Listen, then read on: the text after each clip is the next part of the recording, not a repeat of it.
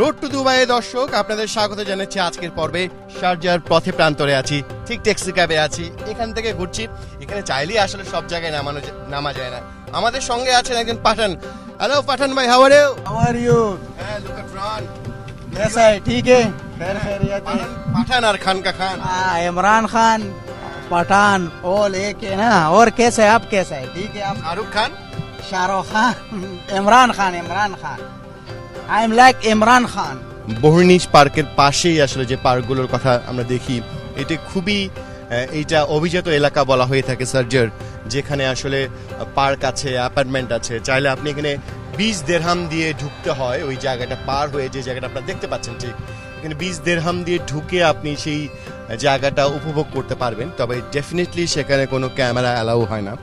Maximum জায়গাতে এখানে কোনো ক্যামেরা অন করার অপশন নেই। এমনিতেই মধ্যপ্রাচ্যের দেশগুলোতে আপনি চাইলেই যেখানে খুশি সেখানে ক্যামেরা মানে ভিডিও ফুটেজ নেওয়াটা আসলে অ্যালাউ করে না সাধারণত, সেটা এই জায়গাগুলোতে আরও বেশি।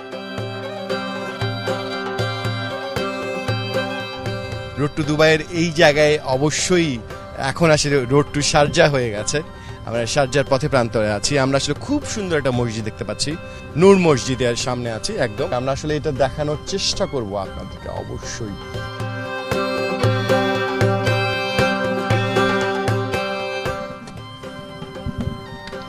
দর্শক, যেমনটি বলছিলাম, আমরা নূর মসজিদে আসতে চাই। আপনি শারজাতে আসবেন কিন্তু নূর মসজিদে আসবেন না তা হয় না। একটা মসজিদের ভিতরে কত সুন্দর করে নিয়ম মানা হয় সেটা আসলে না ঢুকলে বোঝানো সম্ভব না, না দেখলে বোঝানো সম্ভব না।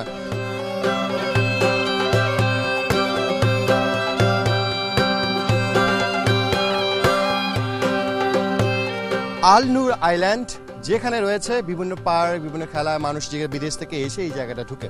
আর ঠিক হাতের বামে আল নূর মসজিদ, যে মসজিদ পুরো শারজাতে বিখ্যাত। এখানে মানুষ আসবেন কিন্তু আল নূর মসজিদে আসবেন না তা তো হয় না। নূর শব্দের অর্থ আলো।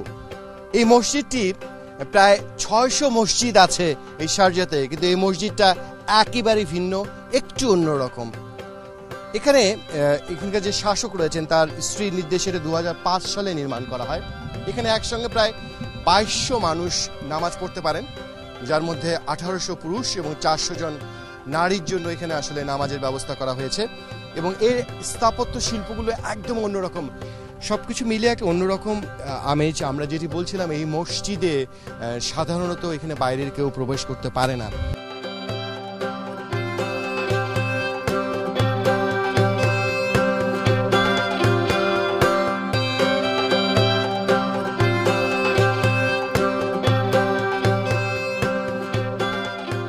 আমরা আল নূর মসজিদের ঠিক ভেতরটায় আছি। বলেছিলাম না, কিছু অনুভূতির কথা প্রকাশ করা যায় না।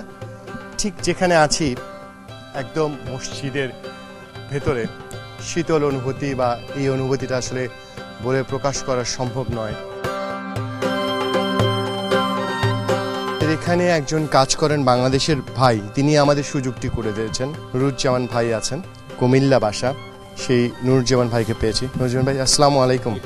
হ্যাঁ, আপনি এই মসজিদে আছেন, কাজ করছেন বাংলাদেশে, নিশ্চয়ই অন্যরকম একটা অনুভূতি কাজ করে মসজিদের মানুষের সেবা করতে পারছেন। জি, আমি বিগত এখানে এই মসজিদে আমার কাজ বর্তমানে 6 বছর চলতেছে। অন্য জায়গায় আমার কাজ ছিল, অন্য অফিসে। 2016 সালে আমার এখানে কাজের সুযোগ পাই আমি। আরেকটা বিষয়, যে আমরা যতটুকু জানি এখানে টুরিস্ট অমুসলিম যারা আছেন তারাও এই মসজিদে আসার সুযোগ পান, সমত শারজার এই মসজিদটাতে দেখার সুযোগ পান। জি, তারা অনেক দেশের থেকে টুরিস্টের লোক আসে এখানে মসজিদের সৌন্দর্য দেখার জন্য। নুরুজ্জামান ভাইকে অসংখ্য ধন্যবাদ আমাদেরকে, আমাদের দর্শকদের, রোড টু দুবাই দর্শকদের এই মসজিদটায় আসবার সুযোগ করে দিয়েছে।